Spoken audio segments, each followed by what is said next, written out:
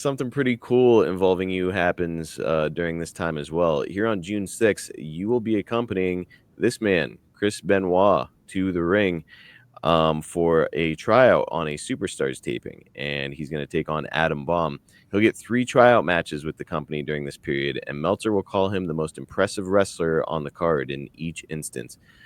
Ted, what do you recall about being around Chris Benoit, and were you as impressed with his wrestling ability as Meltzer?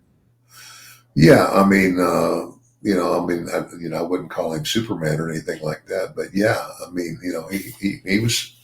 he was a good hand, and in my memories of Chris was, he was a pretty quiet guy, yeah, I didn't hang out with him or anything like that, but yeah, a likable guy, and of course, things will happen obviously later that everybody went, you got to be kidding.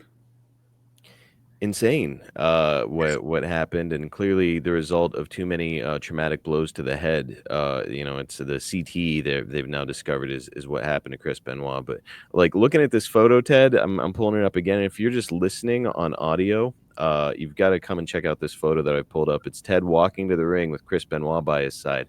Chris was not a big guy, much like Dynamite Kid.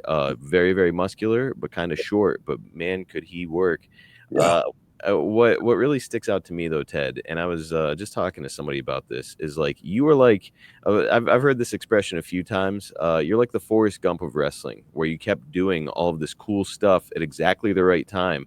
Where it's like you manage Chris Benoit. Early 1996, here coming up, you're going to be with Stone Cold Steve Austin the year that he starts to make his rise. Later in 1996, you're part of the greatest faction in the history of wrestling, arguably the NWO. It's what a run that you had even post your wrestling career, right? Yeah. Yeah. Well, hey, and I'm grateful for all of that. At the King of the Ring pay-per-view, you're going to be all over the show. You're going to be helping Kama in a draw against Shawn Michaels in a King of the Ring qualifier before being in the corner of Tatanka and Sid against Diesel and Bam Bam in the main event. The winner of the King of the Ring that year is going to be Big Mabel, who's going to get pushed as a monster heel to face Diesel in 1995.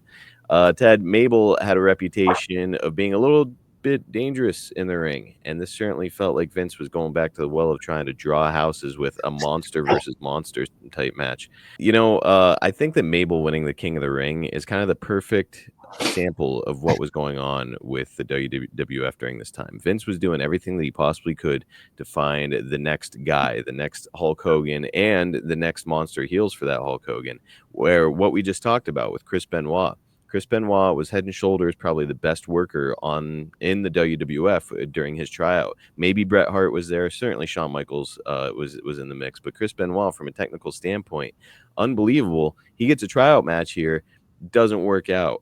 Then, shortly thereafter, Big Mabel is the king of the ring in the WWF. It's Vince. Vince has always been a very, very smart businessman, as you've always talked about it here on the podcast. But I think he just wasn't ready to adjust yet to the changing times. Could be. Could be. Yeah. I mean, I know that Chris was like 5'10" or whatever, so I would venture to guess that Vince McMahon would see that guy's work and be like, "Wow, great match," but he is tiny. Yeah, but he's gonna, it's a great match for the opening event. Exactly. Not in the main event. Yeah. That was, I think it did take Vince a little while to come around.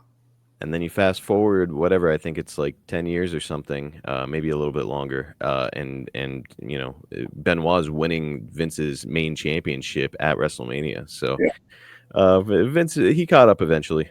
Yeah, he did.